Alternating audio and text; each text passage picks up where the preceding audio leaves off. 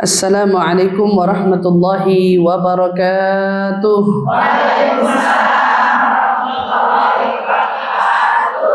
Alhamdulillah, alhamdulillahi rabbil alamin. Wa bihi nasta'inu ala umuri dunya waddin, wassalatu wassalam ala ashrafil anbiya'i wal mursalin. Sayyidina wa habibina wa syafi'ina wa qurrati a'yunina Muhammadin sallallahu alaihi wa ala alihi wa sahbihi wa sallam. Subhanaka la ilma lana illa ma 'allamtana innaka antal alimul hakim. Rabbi zidna ilma warzuqna fahman. Amin amin ya rabbal alamin. Allahumma inna nas'aluka ilman ladunni wal mashraba safiyal haniya wa habiya ghani. Allahumma inna nas'aluka ilman ladunni wal mashraba safiyal haniya wa habiya ghani. Allahumma inna nas'aluka ilman ladunni wal mashraba safiyal haniya wa habiya ghani. Alhamdulillah, thumma alhamdulillah. Limpahan syukur bersama-sama kita panjatkan kehadirat Allah Subhanahu wa taala.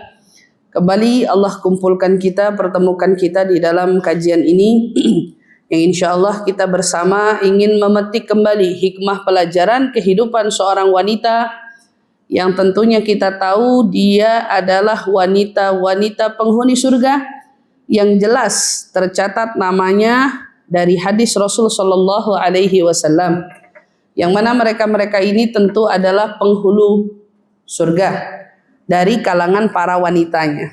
Yang mana hari ini kita tahu bahwa seolah-olah wanita itu kekurangan sosok figur keteladanan untuk diteladani dalam hidup. Padahal Islam itu sudah memberitahukan kita sosok-sosok figur teladan yang perlu kita teladani, diantaranya adalah 4 wanita ini. Dan ditambah dengan ummahatul mukminin lainnya dari istri-istri Rasulullah sallallahu alaihi wasallam. Alhamdulillah, kita sudah membahas sekelumit dari kisah hidupnya seorang Sayyidatuna Khadijah. Kita pun juga sudah menguraikan sekelumit dari kisah hidupnya seorang Sayyidatuna Fatimah. Kita juga sudah membahas tentang kisah hidup seorang Sayyidah Asiyah. Dan hari ini insyaallah kita akan kembali memetik hikmah pelajaran dari kehidupan seorang wanita yang luar biasa, Sayyidah Maryam binti Imran. Sayyidah Maryam binti Imran termasuk wanita yang namanya dikutip oleh Nabi sallallahu alaihi wasallam sebagai afdhalun nisa ahlil jannah. Ya, wanita-wanita yang paling utama sebagai penduduk surga. Jadi penduduk surga ada penghulunya, ada pemimpinnya, dan pemimpinnya itu adalah Sayyidah Fatimah. Nah, di bawah kepemimpinan ini ada wanita-wanita juga yang kedudukannya besar di sisi Allah. Dengan hadis Rasulullah SAW, dia pun menjadi pemimpin-pemimpin kita. Di situ Nabi mencatut nama Khadijah bintu Khuwailid, Fatimah bintu Muhammad, wa Asiyah bintu Muzahim, imra'atu Fir'aun, wa Maryam bintu Imran. Dan Maryam Maryam putri Imran. Jadi kalau kita bicara tentang seorang Sayyidah Maryam, kalau boleh jujur, itu tidak cukup satu pertemuan. Kenapa? Kenapa Sayyidah Khadijah kita bisa ambil sekelumit? Kenapa Sayyidah Fatimah kita bisa ambil sekelumit? Begitu juga tentang Sayyidah Asiyah itu kita bisa ambil sekelumit, walaupun sejatinya itu belum ada seujung kukunya dari hikmah kehidupan mereka yang bisa kita petik dari jalan hidup mereka. Tapi untuk Sayyidah Maryam ini adalah salah satu wanita ya yang saya tahunya itu satu-satunya wanita yang namanya sama Allah disebut di Al-Qur'an. Jadi di Al-Quran tuh Allah nggak pernah nyebut nama, ya, nama-nama selain nabi-nabinya. Tapi tiba-tiba ada seorang perempuan yang namanya sampai disebut di Al-Quran gitu. Dan tahu nggak berapa kali Allah menyebut namanya? 33 kali. Jadi itu bukan sebutan yang sedikit, sebutannya sampai 33 kali. Artinya apa?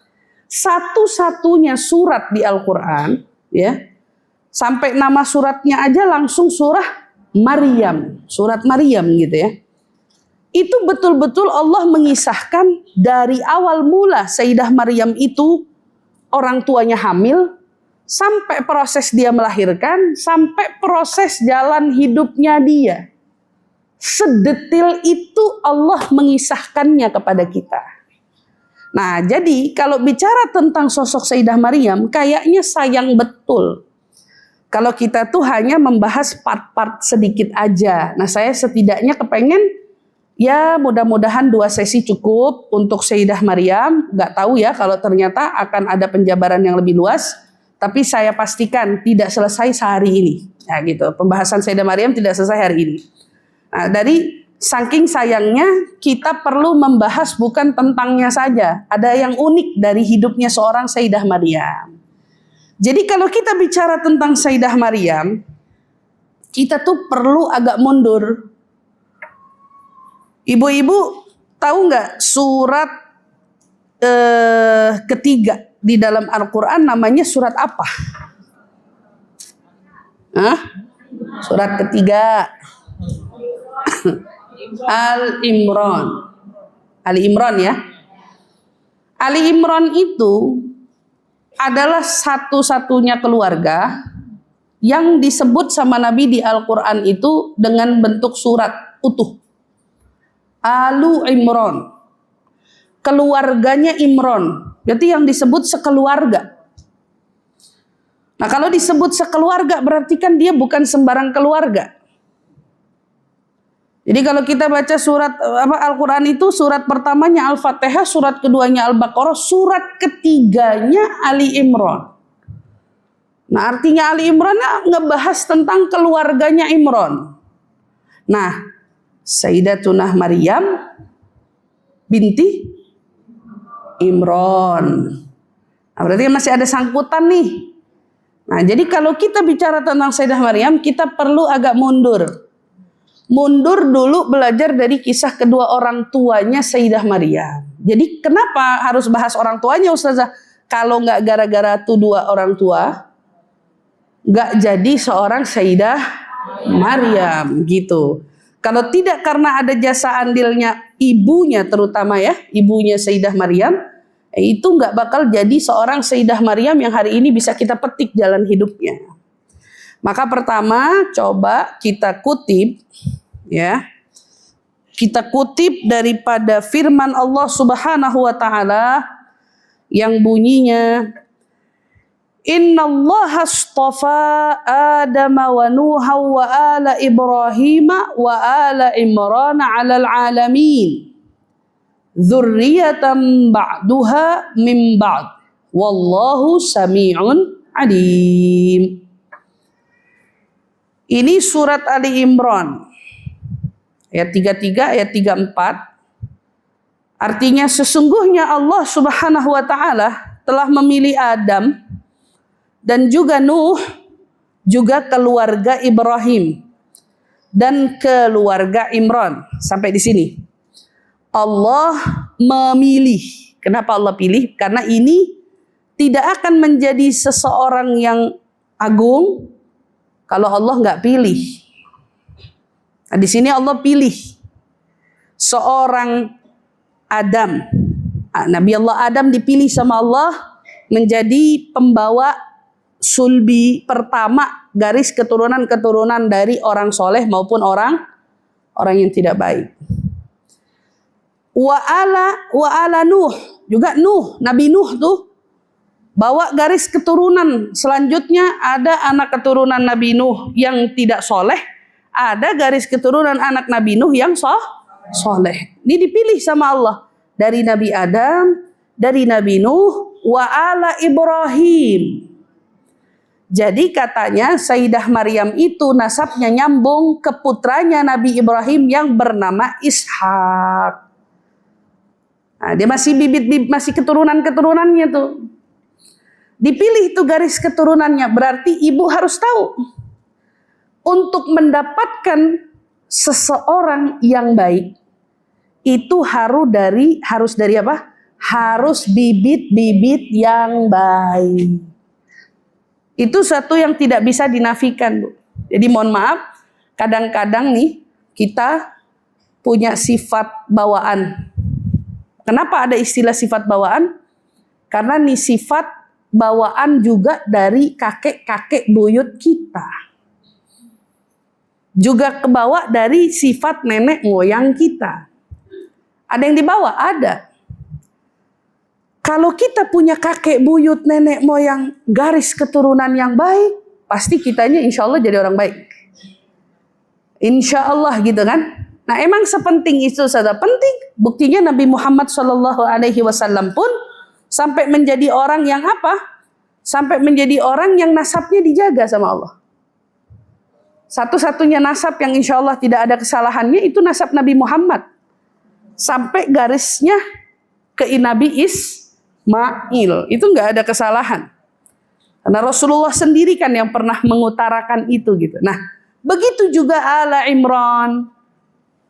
Allah pilih dari mana? Allah telah memilih dari seluruh manusia pada zamannya masing-masing.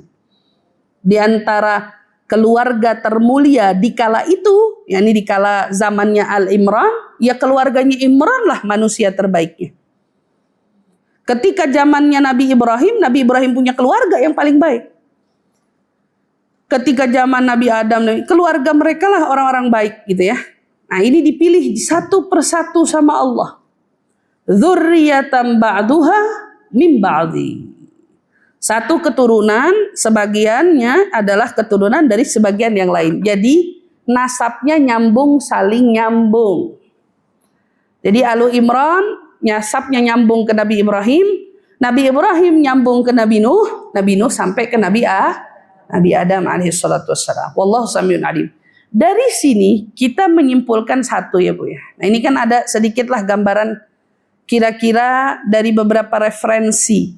Sambungan nasabnya siapa? Sayyidah Maryam binti Imran, tapi saya cuma catut sampai Nabi Yakub. Nanti dari Nabi Yakub ke atas sampai ke nabi-nabinya Bani Israel itu. Sayyidah Maryam dari keluarga baik-baik. Ayahnya bernama Imran, ibunya bernama Hanna. Hanna namanya. Hanna ya. Ibunya bernama Hanna. Bapak orang soleh, ibunya wanita solihah. Yang kebetulan kala itu diuji sama Allah suatu ujian, ibunya mandul sampai usia lanjut tidak dapat keturunan nih. Baik itu Imran ataupun Hanna, nggak dapat keturunan. Karena mereka orang soleh, mereka orang baik, mereka nggak pernah mempersoalkan itu. Mereka tetap menjalani kehidupan dengan penuh kesabaran. Ternyata Hanna ini punya saudara. Saudaranya perempuan menikah dengan Nabi Zakaria. Jadi dia apa tuh Bu? Ipar-iparan sama Nabi Zakaria. Bayangin ya, keluarga kenabian. Semuanya tuh istilahnya bukan orang sembarangan. Tapi Imran dengan Hanna gak dapat keturunan. Begitu juga Nabi Zakaria kan minta keturunannya lumayan lama. Betul kan? Ini gak dapat keturunan nih. Mohon doa sama Allah berkali-kali. Nabi Zakaria sampai doa Rabbi la tadharni fardan wa anta khairul warithin. Sampai doa begitu. Intinya ketika Imran dengan Hanna sama-sama gak dapat keturunan, mereka berikhtiar, mereka berdoa, tapi mereka selalu menempuh jalan keikhlasan. Mereka gak pernah dibikin sedih hanya karena nasib mereka yang tak kunjung mendapat keturunan. Dijalanin hari demi hari dengan penuh kepasrahan. Sampai suatu saat ibunya Sayyidah Maryam, yaitu Sayyidah Hanna, itu lagi duduk, dia ngelihat ada burung kecil dari atas pohon turun ke bawah ngambilin cacing-cacing. Kan mulutnya kecil tuh, dimasukin. Dia terbang lagi ke atas, ternyata sambil dia amatin, itu terbang ke atas, dia lagi ngasih makan anak-anak burungnya. Pakai mulutnya dia lagi. Dia ngelihat hadzal maqta, dia ngelihat nih pemandangan ini. Ya Allah, katanya. Seekor burung aja, katanya.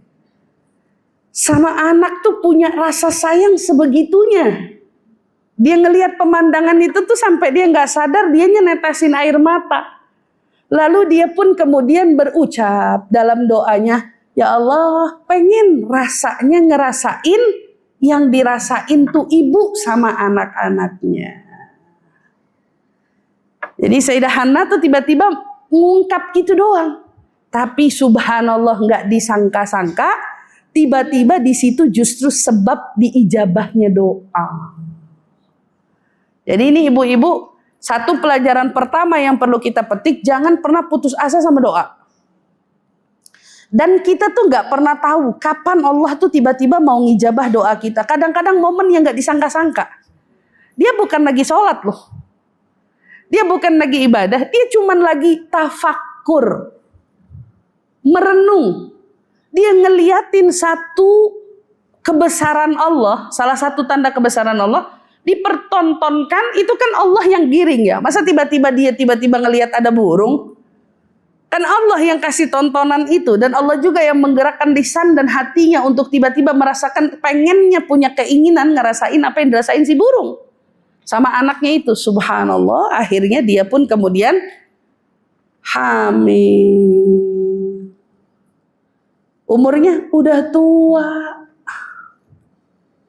Begitu dapat kabar hamil, umur udah tua, Bu. Kalau kita misalnya lama nungguin gak dapat keturunan, tahu-tahu di umur 60-70 baru hamil. Kira-kira gimana tuh rasanya? Hah? Happy nggak? Bingung juga tapi ya. Wah, di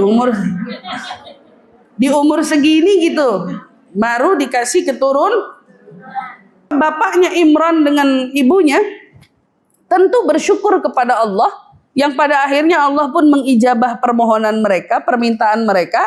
Disitulah Allah kemudian menangkap hikmah terpenting di balik setelah lama tak kunjung dapat keturunan, akhirnya sama Allah dikasih jawaban dari doa yang selama ini dipanjatkan, hamillah dia. Allah kutip part ini. إِذْ قَالَتِ امْرَأَةُ عِمْرَانَ رَبِّي إِنِّي نَذَرْتُ لَكَ مَا فِي بَطْنِي مُحَرَّرًا فَتَقَبَّلْ مِنِّي إِنَّكَ أَنْتَ السَّمِيعُ الْعَلِيمُ.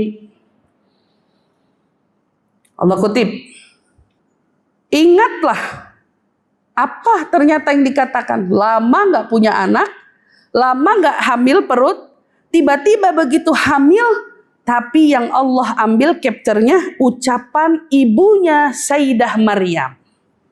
Apa ucapannya? Idz qalat imra'atu fi Imran, ketika istrinya Imran. Jadi yang dibawa sama Allah nih di dalam kisah ini istri siapa? Lah istrinya Imran. Berarti kan keluarganya Imran lagi kan? Dibawa nih istrinya Imran, Rabbi. Ya Tuhanku, ya Rabb, inni nazartu laka. Pahamin dulu katanya. Inni nazartu laka ma fi batni muharrara. Sampai sini. Bu, kalau kita lama nggak dikasih apa yang kita mau, begitu kita dapat, itu bakal kita apain? Kita apain tuh? Kita bakal sayang banget. Bakal kita tinggalin apa enggak? Enggak dong. Tapi lihat apa yang dilakukan sama Hannah. Begitu dia tahu dia hamil, dia langsung nazar. Nah, ibu harus paham dulu. Nazar itu tingkat ikrar janji tertinggi dalam agama kita. Ya, tidak ada yang lebih tinggi dari nazar. Nazar itu adalah sesuatu yang paling tinggi, bukan lagi tekad, bukan lagi niat ini. Bukan sama aja. Bukan lagi tekad, bukan lagi niat.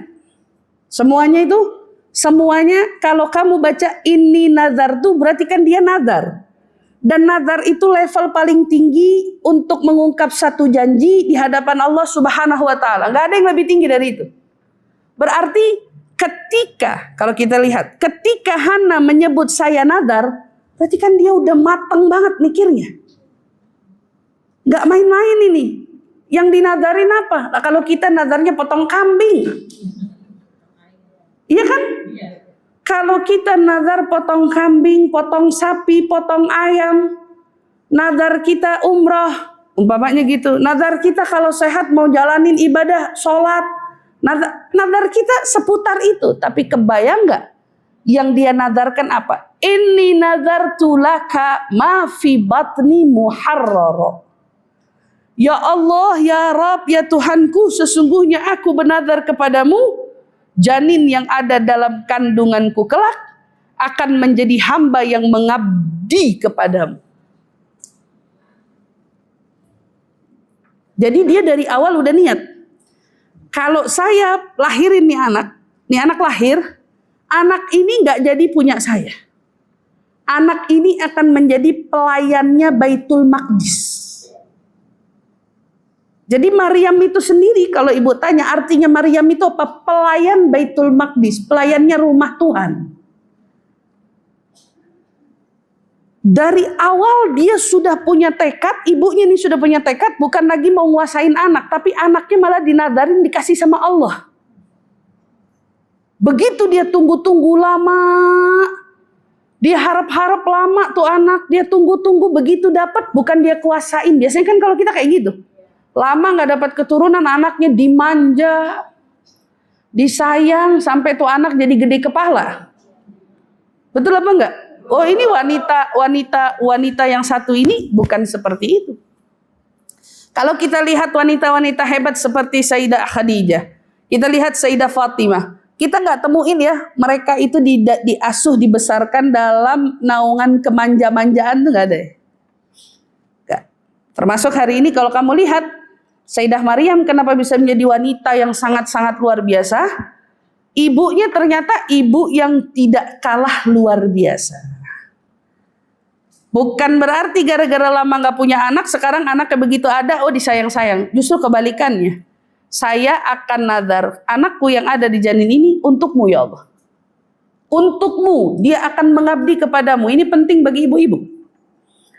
Ibu begitu hamil anak, cita-cita ibu anaknya mau jadi apa? Atau ibu sekarang punya anak, harapan besar apa yang ibu punya untuk anak? Kebiasaan atau keumumannya orang tua hanya mengharapkan yang penting anakku nasibnya baik, sukses, sehat, panjang umur, yang penting kasih jodohnya orang baik. Ya, doa-doanya orang tua pada umumnya lah. Tapi kamu tahu gak wanita keren ini doanya apa? Langsung gak pakai tede ngaling-ngaling. Saya kasih anakku untukmu ya Allah. Saya nggak punya harapan yang lain, saya cuma mau dia jadi pelayanmu. Pokoknya dia harus menjadi pelayanmu. Subhanallah. Langsung batas sampai di sini, kita berarti belajar pelajaran pertama. Punya anak itu amanat. Punya anak itu tanggung jawab. Dan anak itu hadiah dari Allah. Dan bagaimana caramu mengungkapkan rasa syukurmu atas nikmat anugerah anak yang Allah berikan kepadamu. Anak hadiah, bukan cuma buat kesenangan kita. Makanya kan di Al-Quran, ayat-ayat yang lain Allah sering mengingatkan, anak tuh sering mengalihkan kita dari Allah.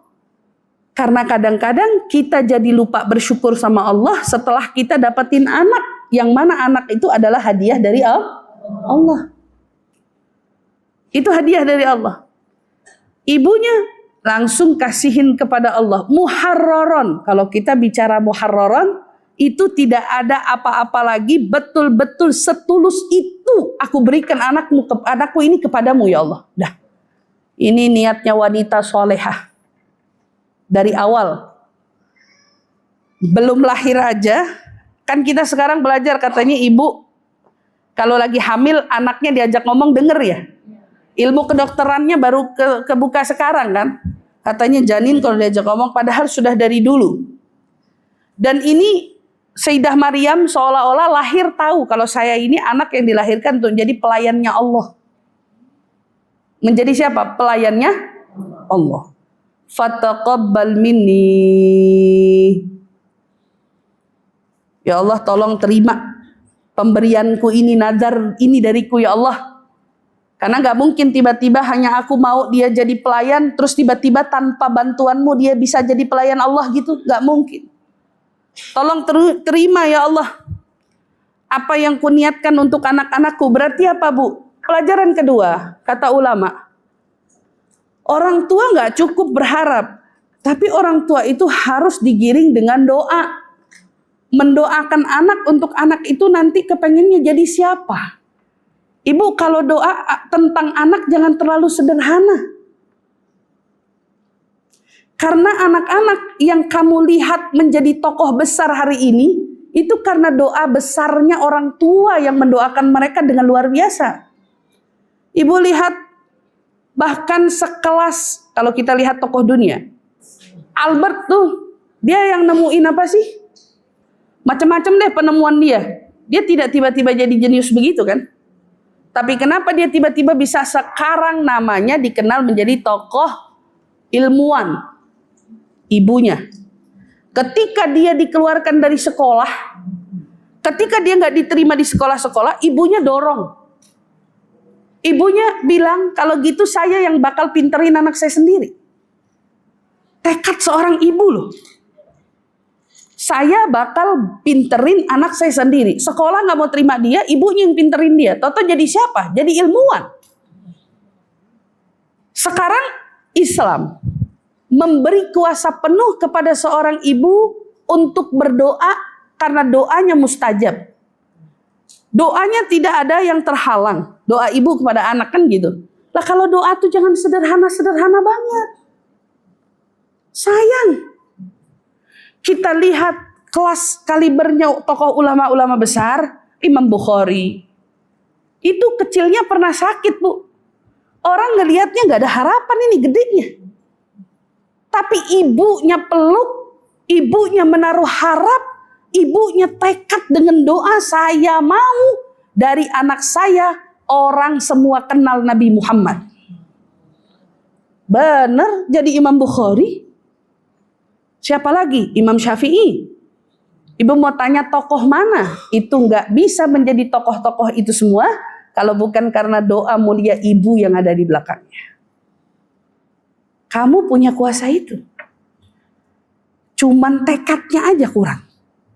Dengan kencengnya doa yang kurang. Jadi kalau doa jangan terlalu sederhana buat anak. Ustazah, saya kalau mau doain anak saya jadi seorang ulama, saya takut. Ibu doa anak jadi wali takut, doain anak jadi ulama takut. Jadi aja belum tentu. Iya kan? Jadi aja belum tentu. Lah doain aja. Kan jadinya belum tentu. Kita mau doa, ya Allah, mudah-mudahan anak saya dikasih nasib. Kalau mau, ya Allah, kasih anak saya rezekinya Nabi Sulaiman. Gak bisa ada yang bikin kekayaan lebih kaya dari Nabi Sulaiman. Karena dia Nabi yang paling kaya, udah dicap dari dulu kayak gitu.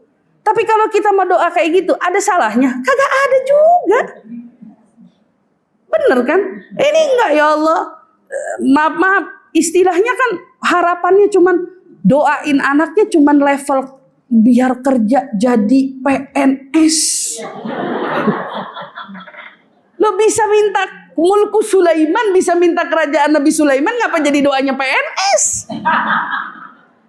Minta yang besar gitu loh. Jangan sederhana sama harapan, karena kamu punya kuasa itu. Allah kasih kekuasaan itu untuk kamu bisa berdoa seperti itu.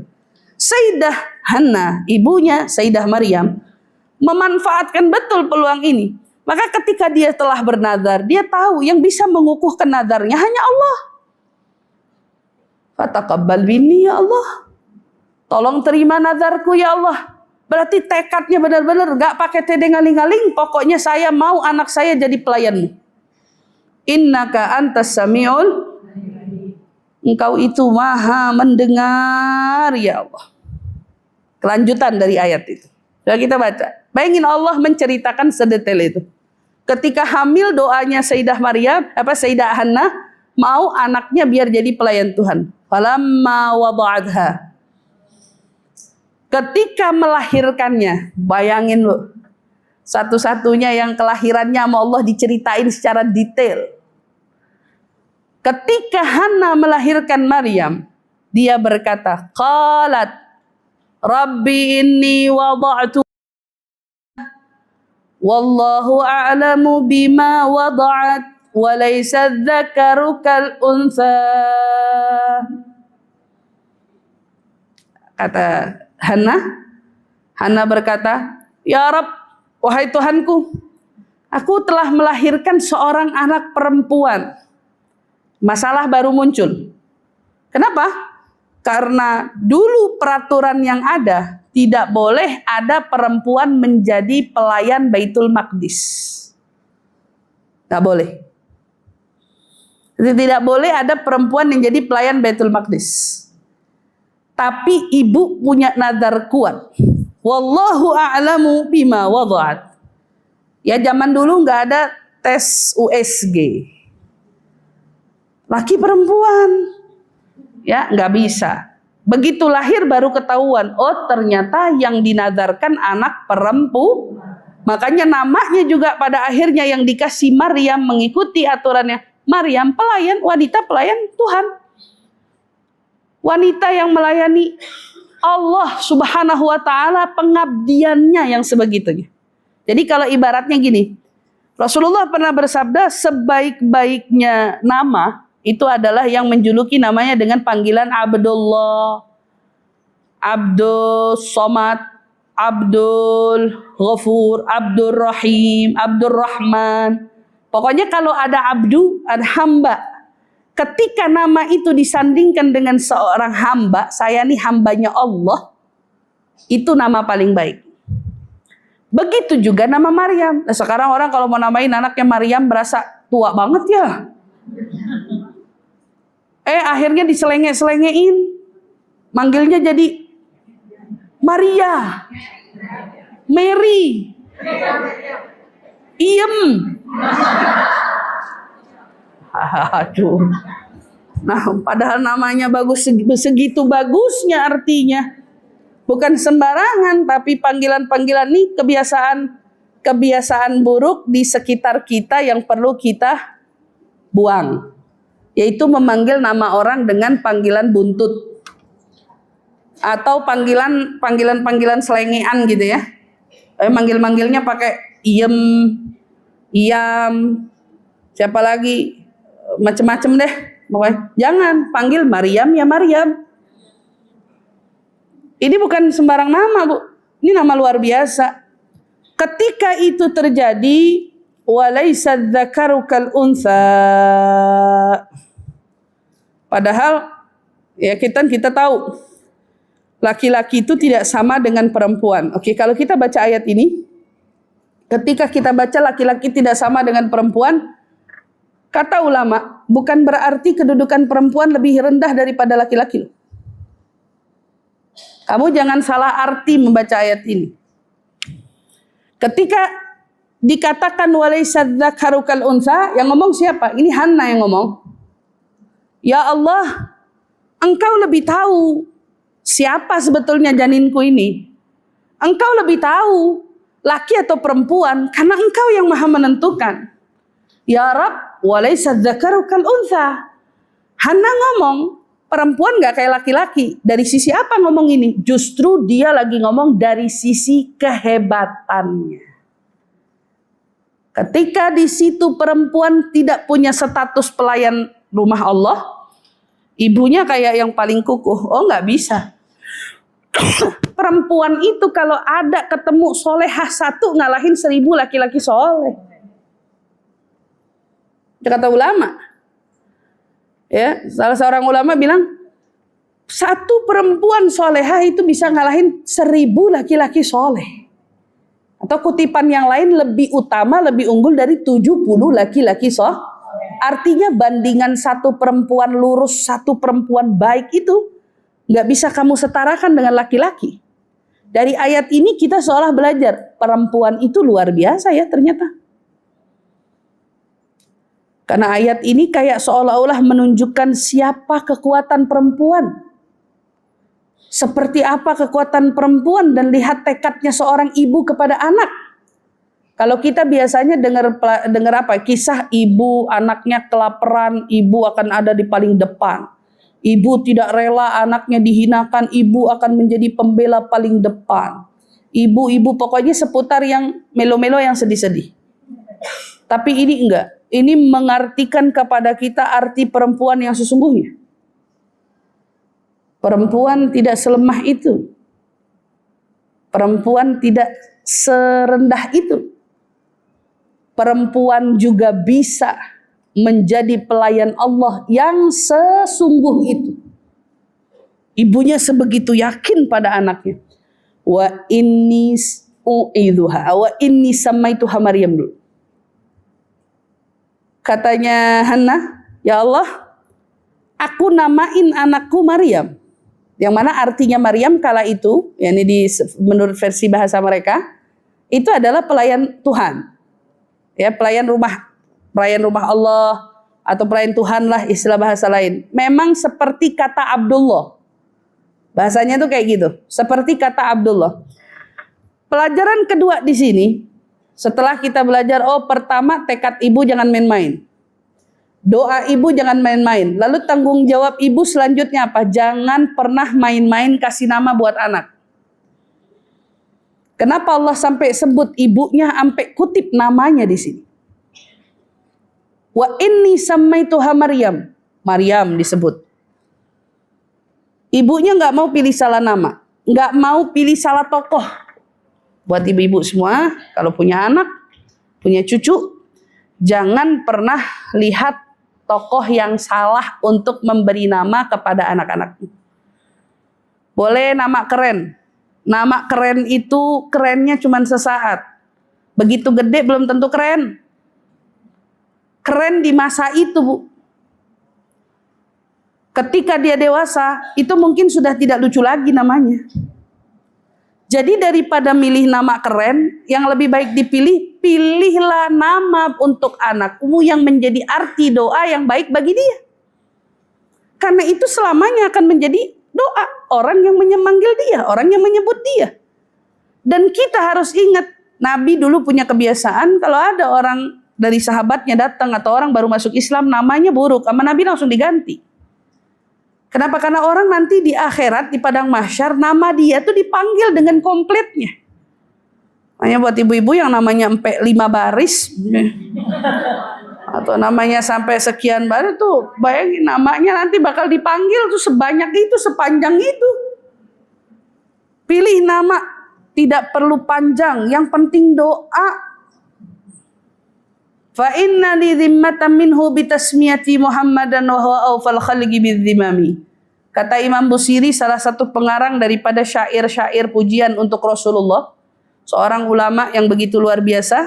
Beliau berkata apa? Saya aja, seorang Imam Busiri ini, saya bisa dapat nama bagus begini, itu cuman gara-gara saya pakai namanya Nabi Muhammad. Karena nama saya Muhammad. Kalau nama saya bukan Muhammad, belum tentu saya bisa jadi seorang Imam Busiri kayak gini. Berarti nama Muhammad itu nggak main-main. Ini contoh. Nama-nama baik tidak pernah merugikan yang punya nama. Tapi nama buruk itu cenderung seringkali merugikan yang punya nama. Itu dijaga. Wa Allah menyebut, berarti pemilihan nama adalah sesuatu yang perlu harus dijaga. Maryam. Namanya dicatut di Al-Quran. Menjadi salah satu nama surat. Bahkan 33 kali Allah mengulang-ulang namanya. Di Al-Quran. Ya. Wa inni u'idhuha bika wa dzurriyyataha minasyaitonir rajim. Bayangin. Dari tekad seorang ibu lagi, dia memohon perlindungan kepada Allah. Untuk siapa? Untuk dirinya. Dan anak cucunya dari syaitan yang terkutuk. Ibu pernah nggak dalam doa-doa baik yang ibu ucapkan untuk anak-anak ibu, ada doa yang ibu sisipkan, ya Allah, lindungi anakku dari godaan syaitan. Jauhkan anakku dari godaan syaitan. Lindungi anakku dari setan yang terkutuk. Jauhkan dia dari perbuatan-perbuatan syaitan dan sekutunya. Kenapa? Karena kita tahu, kita tuh kenapa anak-anak bayi ketika lahir itu menangis kan? Karena dia diganggu sama syaitannya. Kan dibilang tanda kehidupan, dia diganggu sama setan. Nabi Isa, Sayyidah Maryam, karena doa Sayyidah Hannah, ibu nih doa, ya Allah, aku berlindung kepadamu untukku dan untuk anak keturunanku dari gangguan setan yang terkutuk. Maka Sayyidah Maryam pun karena doa ibunya, katanya setan gak bisa dekat sama dia. Setan gak bisa ganggu dia, makanya dia mulus banget jadi wanita solehah. Itu berkat doa siapa? Ibunya. Nabi Isa kan gitu juga. Gak bisa, lagi-lagi dia sekelas Nabi, setan mana yang bisa ganggu dia? Kan gitu. Tapi asal tahu, itu berkat doanya siapa? Berarti dari neneknya. Neneknya punya doa gak sembarangan. Ibu sekarang mungkin masih jadi orang tua, masih jadi ibu bagi anak. Bisa jadi sudah jadi cucu kali sekarang. Sudah punya cucu. Ibu tahu cucu ibu bukan tergantung doa ibunya doang. Sekalipun ibu sudah jadi nenek, ibu masih punya kemungkinan peluang besar untuk bisa mendoakan keturunan. Keturunan-keturunan didoain. Salah satu doa yang gak boleh ditinggalin, itu adalah doa minta dilindungi dari syaitan. Karena setan itu luar biasa. Dengan tekadnya dia mau menyesatkan anak cucu Adam. Dan Sayyidah Hannah justru minta perlindungan sama Allah, tolong jaga diriku, jaga anakku, jaga keturunanku dari godaan setan. Jangan sampai setan ngeganggu. Jangan sampai setan ngusik. Jangan sampai setan, berarti ibu mulai sekarang juga ketika berdoa minta keselamatan, minta segenap hajat dan lain sebagainya untuk anak-anak ibu semua, jangan sampai lupa untuk mendoakan keselamatan anak dari godaan dan gangguan syaitan. Nah, Rasulullah ngajarin gak sih Ustazah? Ngajarin. Rasulullah pun mendoakan siapa? Mendoakan cucu Al-Hasan wal Husain. Dari doa yang Rasulullah ajarkan sama kita, doa tersebut mungkin ini bisa salah satu doanya. Dalam sebuah riwayat an Ibnu Abbas radhiyallahu anhuma, kana Nabi sallallahu alaihi wasallam yu'awwidzul Hasan wal Husain. Buat ibu yang masih punya anak kecil atau ibu punya cucu, ini kerjain karena Rasulullah ngasih contoh sama kita. Apa tuh contoh? Rasulullah biasa yu'awwidz itu memohonkan penjagaan, perlindungan untuk cucunya Al Hasan wal Husain. Dengan ucapan, dengan doa sebagai berikut. U'idhukuma. Kalau anaknya 2. Kalau anaknya 1 ya u'idhuka. U'idhuki. U'idhukuma bikalimatillahi tammah min kulli syaitanin wa hammah wa min kulli ainin lammah. Doa Nabi malah lebih sempurna. Doa Nabi malah lebih baik. Lihat yang Nabi minta perlindungannya apa aja. Ya Allah, aku berlindung, aku mohon perlindunganmu untuk anak 2 ini. Dengan kalimat Allah yang sempurna. Dari setiap setan dan binatang berbahaya. Ibu takut gak anaknya kalau kena sengatan serangga, sengatan kalajengking, atau sengatan ular, na'udzubillah min dzalik, atau Rasulullah ngajarin. Bahkan Rasulullah suruh kita minta perlindungan itu buat anak kita. Bukan hanya dari binatang berbahaya, sampai dari setiap pandangan mata yang membawa keburukan. Pernah dengar kena mata nggak? Pernah dengar ain? Penyakit ain. Pernah dengar? Nah, penyakit ain itu kan hak kata Rasulullah SAW. Nah itu biasanya disebabkan kenapa? Begitu ada orang, kita nggak sadar, dia matanya tuh punya anak panah. ngeliat kita. Katanya kita lagi cakep. Dia ngeliat kita tuh, dianya belum tentu sadar kalau dia ngeliatnya itu matanya panas. Dianya belum tentu sadar. Makanya budayakan kalau kita mau muji orang, sebelum memuji ucapkan Masya Allah, Tabarakallah, la quwata illa billah, baru puji. Cakep banget sih kamu. Kurusannya, langsingannya. Karena kita nggak tahu, kita si pembawa panah itu apa bukan. Setidaknya kita lindungin orang yang kita mau puji, orang yang kita kagumi. Orang yang kita kagumi, terlebih-lebih anak-anak kecil kita. Tuh kalau sama anak kecil sering-sering. Makanya kenapa orang tua dulu kita, anak-anak kecil sering dikasih item-item di dahinya. Ibu tahu nggak kenapa? Biar orang nggak terlalu ngelihat cakepnya dia. Orang tua dulu kenapa kalau makain anak bedak cemong? Pertanyaannya, mana ada anak cemong cakep? Ada nggak anak cemong cakep? Nggak ada anak cemong cakep. Tapi kalau pakaiin bedak nggak punya kira orang tua dulu ya. Sampai kalau zaman sekarang kan dijadiin candaan itu kan, dijadiin candaan. Tapi dulu kita ngelihat anak kecil biasa dengan bedak cemong itu kan. Tapi tahu pernah nyadar nggak sih kenapa orang tua dulu tuh anak dibedakin cemong? Anak dahinya diitem-itemin. Ntar ada aja tahu-tahu ada coretan hitam di mukanya. Kenapa? Karena nggak kepengen anaknya terlalu terlihat baik dan bagus wajahnya. Dan biasanya sekarang akhirnya ulama kita tuh ngajarin daripada dicoret-coret nggak jelas, mending ditulisin Asmaul Husna. Ya kalau bayi ya, kalau masih bayi, mending ditulisin Asmaul Husna. Dan ternyata begitu, godaan syaitan, godaan binatang buas, godaan pandangan mata buruk orang. Itu sesuatu yang kita susah menghindar, Bu. Susah menghindar. Ibu kalau mau tanya, mohon maaf, bisa contoh para tokoh-tokoh ulama. Itu hampir rata-rata ada aja penyakit di badannya. Itu mau berobat ke sono kemari. Berobat, Bu. Bukan gak berobat. Tapi kalau bicara sembuh total susah, Bu. Karena misal saya satu ditonton ibu sebanyak ini. Dari ibu siapa yang matanya punya anak panas, saya juga kagak tahu. Tahu-tahu misalnya ada sesuatu dari sikap saya yang membuat ibu merasa tersentuh, terkagum, atau apapun itu. Nah, pandangan itu bisa sangat mungkin membahayakan saya.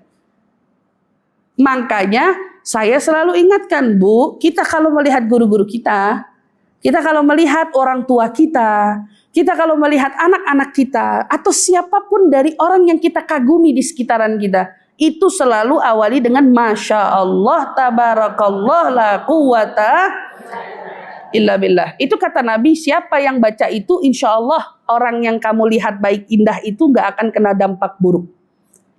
Gak akan kena dampak buruk. Nah itu sebetulnya ada di surat Kahfi, dari salah satu itu. Tapi pembahasan ini, doa ini, yang tadi dicantumin ini bawa pulang nih.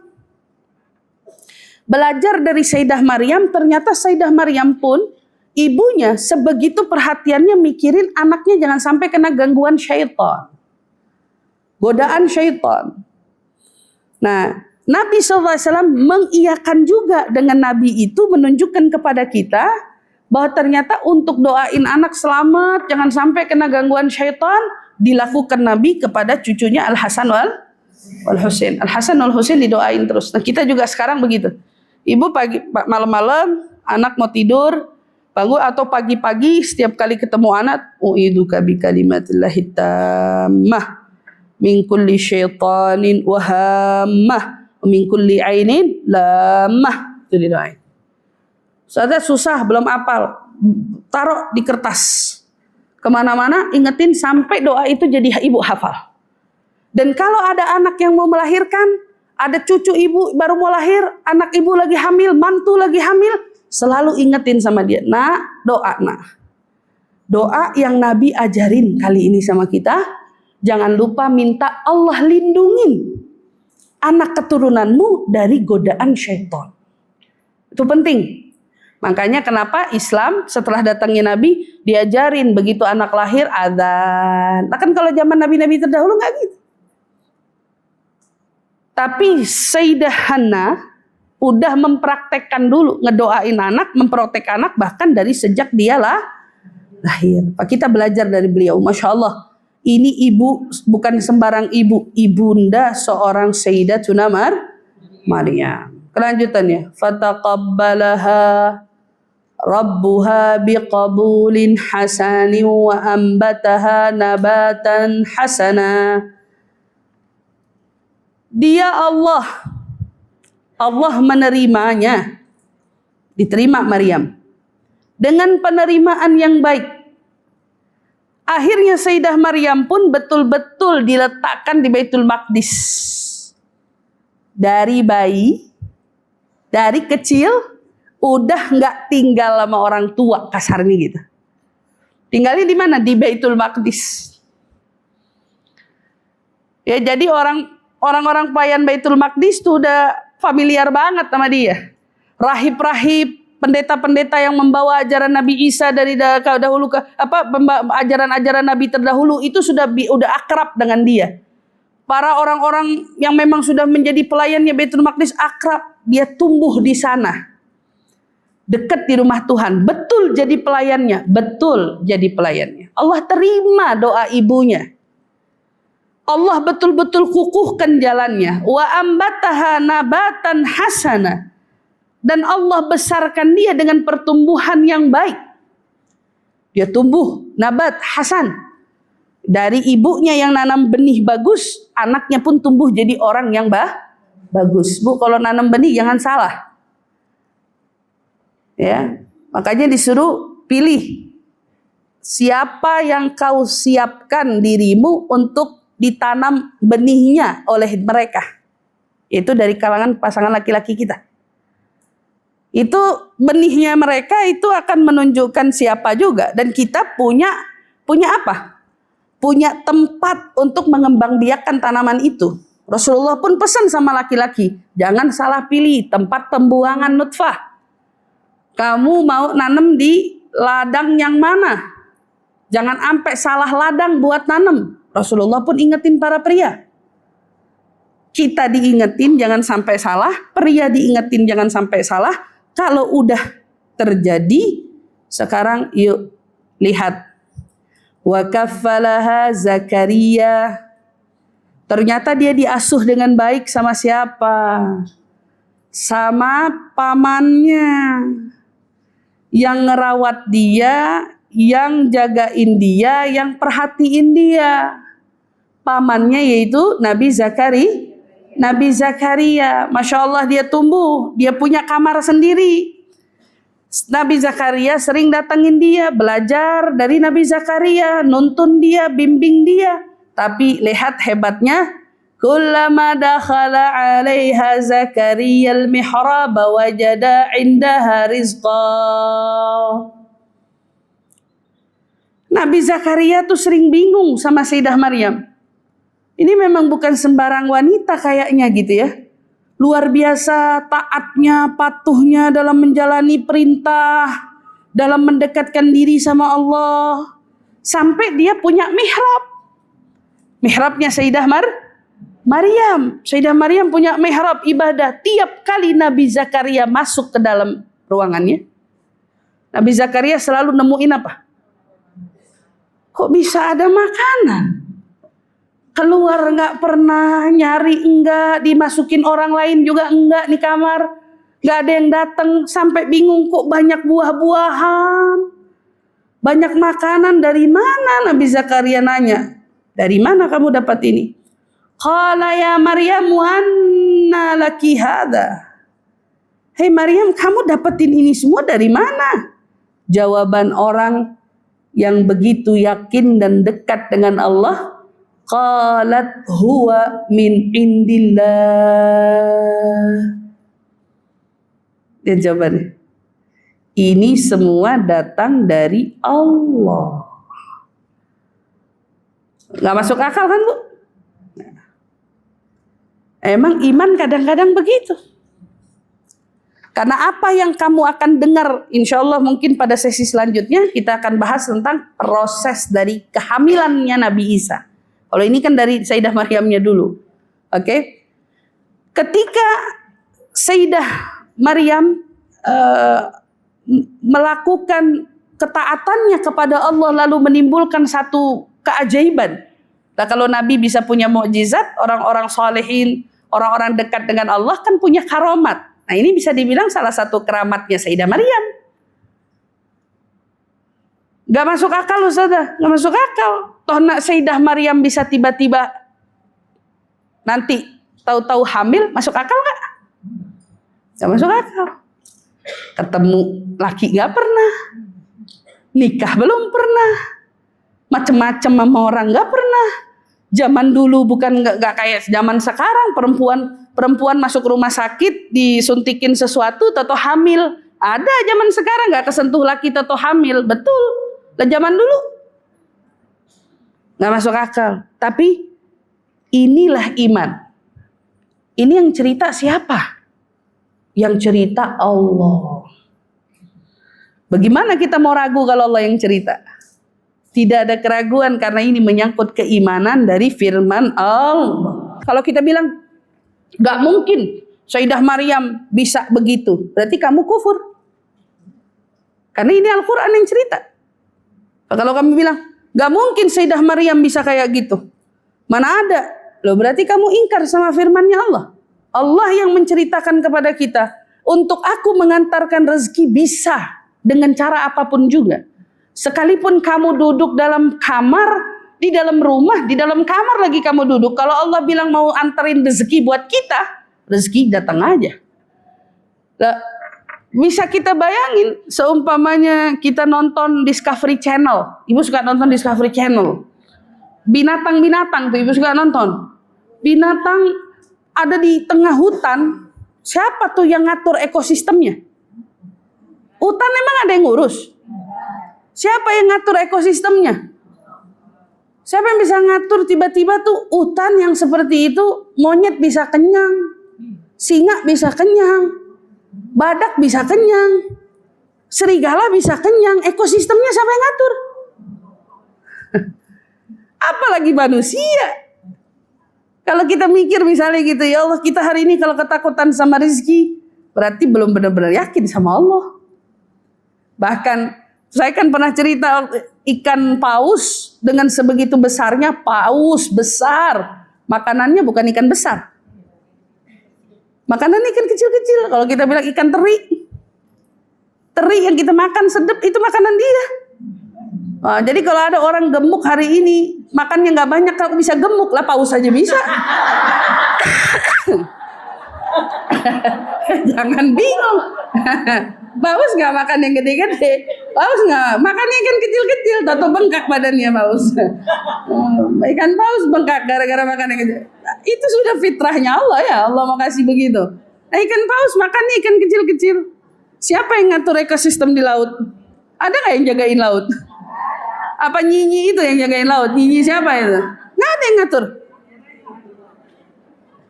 Allah yang ngatur. Yang di lautan, yang di tengah hutan, kita yang melata di semua daratan, semuanya diatur sama Allah. Bahkan burung yang terbang di langit juga demikian. Masya Allah. Ibu tahu burung elang? Burung elang katanya sebegitu pinternya dalam terbang, dalam mengepakkan sayap, tapi dia nggak pernah nyebrangin lautan. Nggak ada ceritanya elang lewat laut. Dan itu sudah terbukti, ada kok ilmuwan yang sampai masang GPS selama 20 tahun di sayapnya elang, mau tahu rute mana jalan yang ditempuh sama elang. Dan elang tidak pernah nempuh lautan, elang selalu nempuh daratan aja. Kalau ada laut dia pilih jalan lain. Bayangin, kalau ngomongin kayak gitu banyak teorinya, tapi saya cuma ngasih tahu aja, yang ngatur dia siapa? Itu Allah yang punya aturan. Itu gak sembarangan. Nah, kamu punya perut, kenyang, lapar, punya kepikiran, pengen makan bakso. Yang ngasih siapa itu? Itu Allah.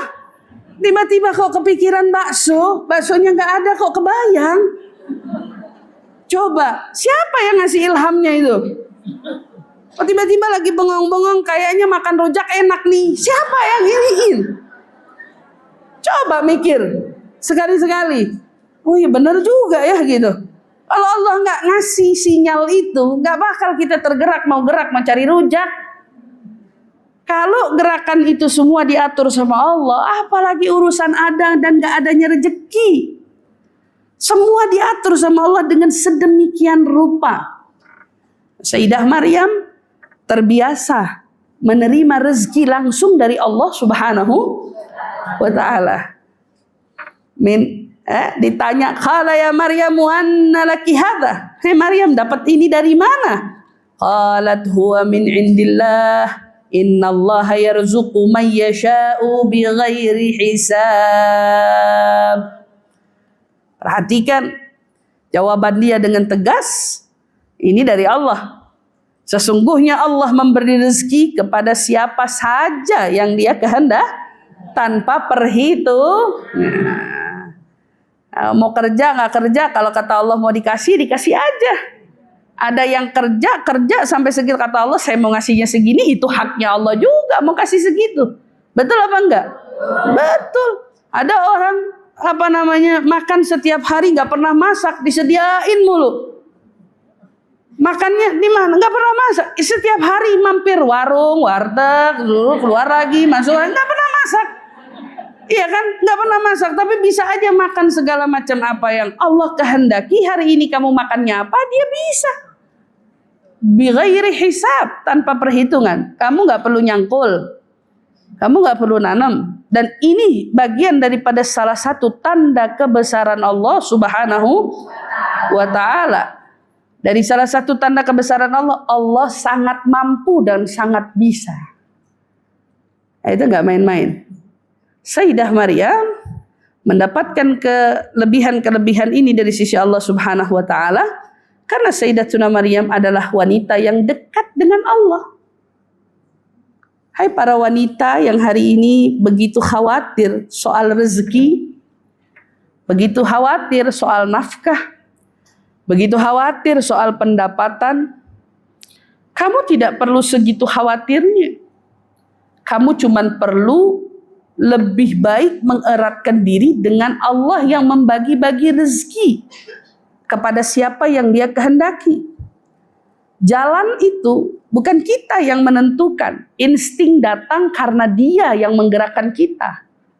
Sehebat apapun akal kita, menganggap kita adalah pembisnis, pengusaha yang paling pandai mencari nafkah dan paling pandai mendapatkan rezeki, kamu lupa instingmu dalam menentukan satu pilihan bukan karena kamu. Insting datang karena Dia yang mengatur kamu.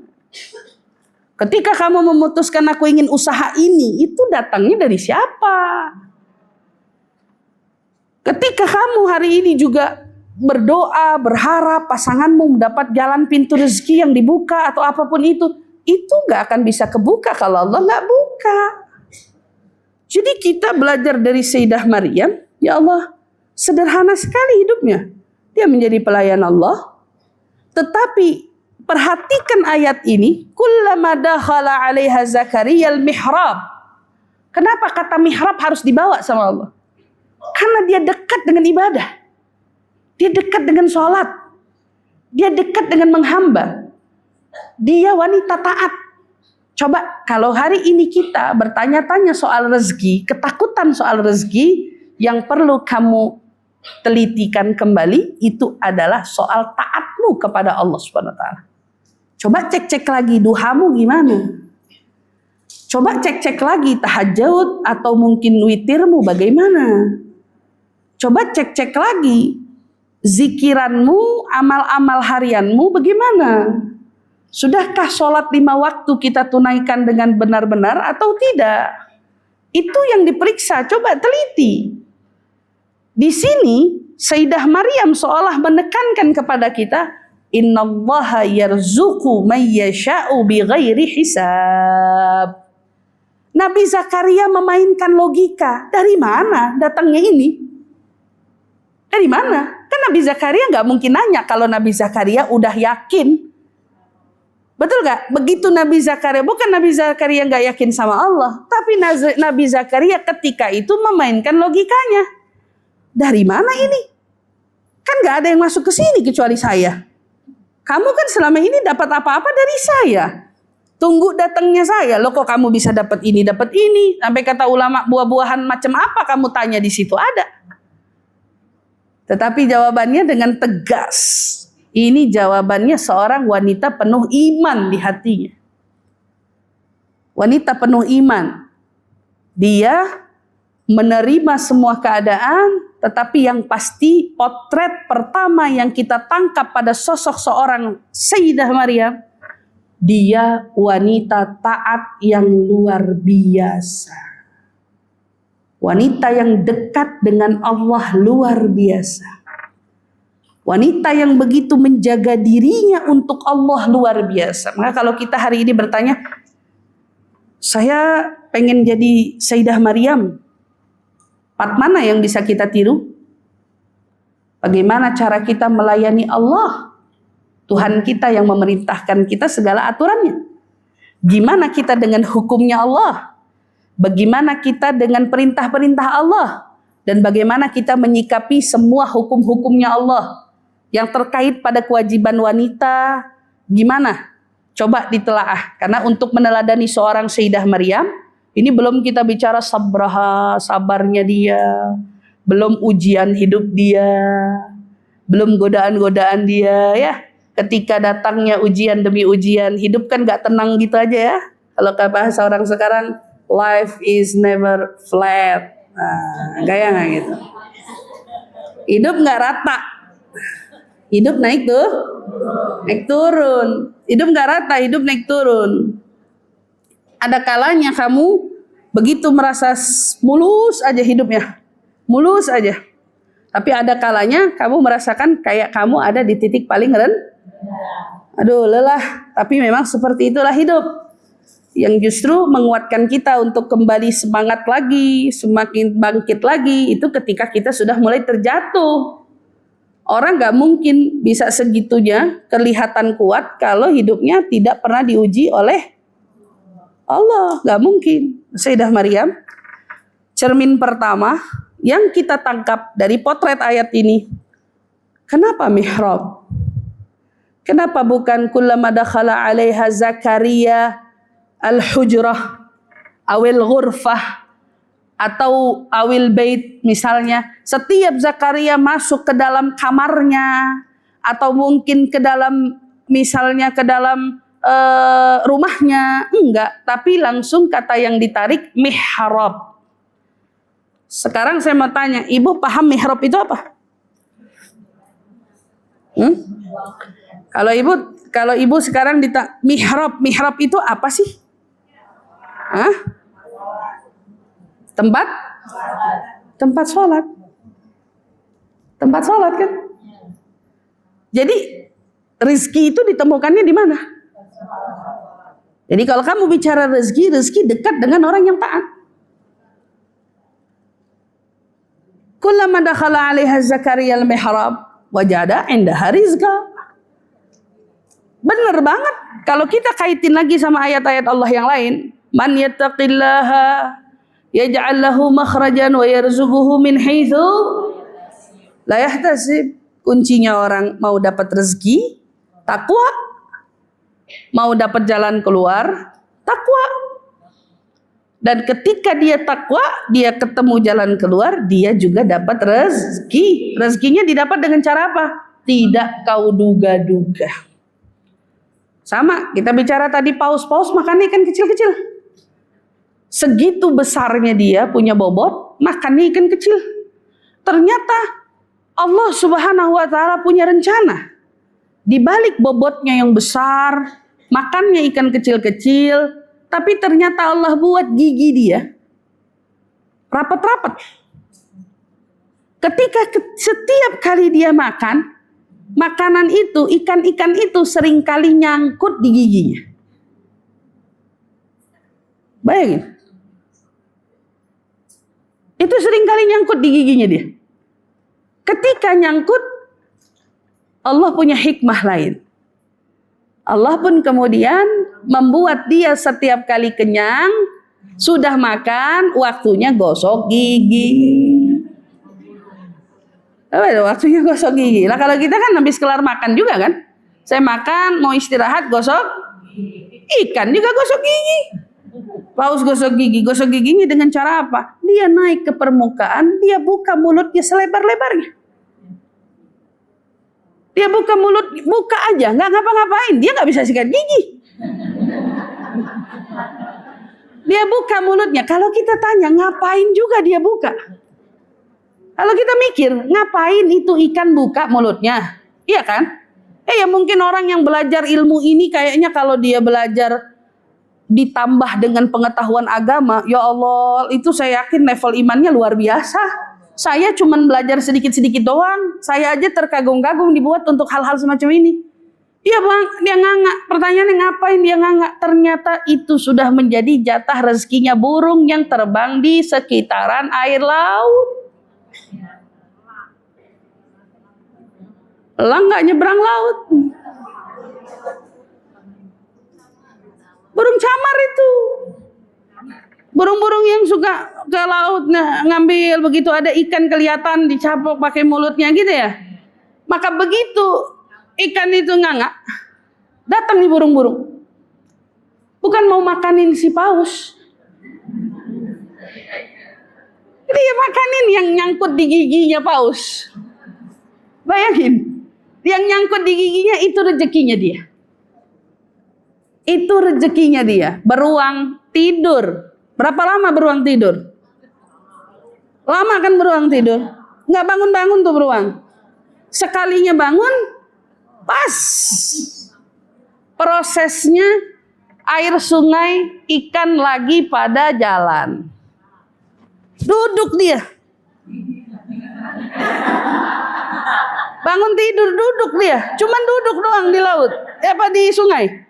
Sambil dia makan. Kayak orang makan sushi sekarang. Orang makan sushi kan pakai bambu jalan makanannya. Saya bilang itu nyontohnya dari beruang. Beruang duduk doang beruang. Beruang nggak perlu tali pancing. Nggak perlu berenang. Betul nggak? Cuman duduk aja dia. Kalau kita lihat beruang kan kayaknya males ya geraknya. Dia cuman duduk aja ngedeprok. Ikannya lewat, ditaplok, makan. Lewat lagi makan. Karena Allah atur, Ibu yang dirahmati Allah. Lah apalagi hidup kita. Apalagi rezeki rumah tangga kita. Sekarang yang perlu cuman apa? Cuman kita. Bagaimana keyakinan kita kepada Allah yang mengatur segalanya. Itu burung, itu beruang, sama yang bahkan kadang di luar nalar lagi, cicak, binatang yang paling berpahala kalau dibunuh. Segitunya kurang ajar dia, sama Allah tetap dikasih makan. Apakah makanannya cicak itu yang ada di tembok? Apa makanannya cicak itu yang ada di lantai? Apa makanan cicak? Makan dianya punya badan nempel. Dia bahkan gak bisa jalan pakai kakinya kelihatan gitu, kayak kambing jalan. Enggak. Badannya nempel. Kalau jatuh kemana-mana badannya nempel. Tapi makanannya yang terbang. Bingung gak Ibu? Ibu gak bingung? Nyamuk yang gangguin kita, toto nongol di sini, itu makanannya si cicak yang nempel. Itu kalau kamu mau belajar tauhid gak usah repot-repot. Kamu belajar tauhid dari binatang aja. Kamu nggak bakal nggak beriman sama Allah kalau kamu belajar itu. Kamu nggak benar juga ya. Kok bisa? Lalu suami saya pergi keluar cari nafkah. Atau kamu setiap hari kadang-kadang mungkin berjualan. Ada yang kamu usahakan untuk kamu dagangkan.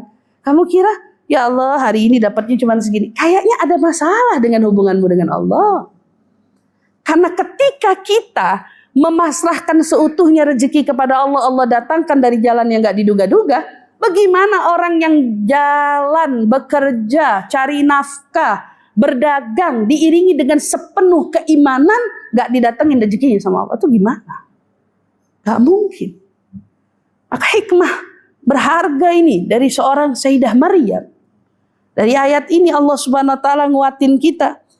Ketika kita nyampe di titik mihrab, kita tahu, ya Allah, nazar Hana itu betul-betul diterima sama Allah.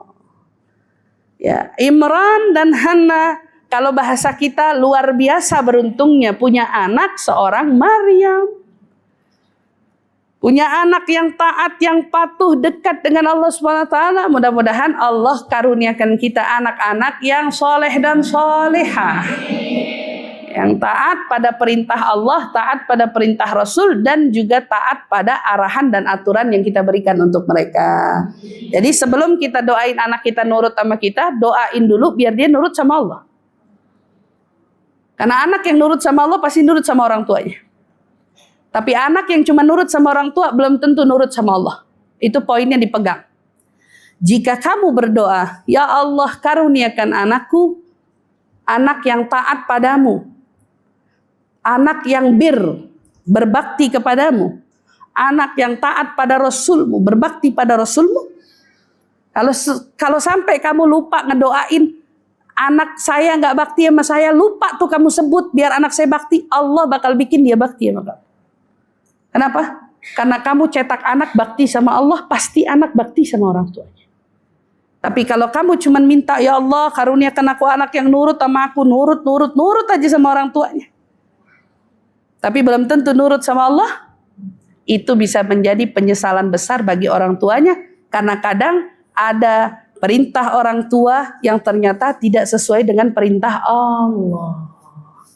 Nah, itu dijaga. Tapi kalau mau sempurna, doa yang sempurna. Allahumma barik lana fi auladana wa dzurriyyatana wa la tadurruhum wa wafiqna wa wafiqhum li ta'atika warzuqna birrahum. Ya Allah, berkahin anak keturunan kami, berkahin kami, anak keturunan kami. Ya, wa la tadurruhum, jangan celakai kami dan jangan celakai mereka. Kita doa begitu. Dan karuniakan kepadaku, ya, dan juga anak keturunanku untuk berbuat taat kepadamu, bakti kepadamu, dan juga anugerahkan kami bakti mereka semua. Nah, ini doa sempurna. Boleh dibaca juga alhamdulillah, boleh juga. Nah, maka dari sini kita sampai di ayat ini, ya. Insyaallah kita akan lanjut kisah selanjutnya terkait seorang Sayyidah Maryam yang kemudian dalam kedekatannya dan ketaatannya kepada Allah, tiba-tiba datanglah malaikat Jibril untuk memberinya siapa? Memberi seorang laki-laki. Dan di sini ada ceritanya sendiri. Insyaallah kita akan bahas pada pertemuan selanjutnya, ya, dalam kisah Sayyidah Maryam binti Imran selanjutnya insyaallah. Amin ya rabbal alamin.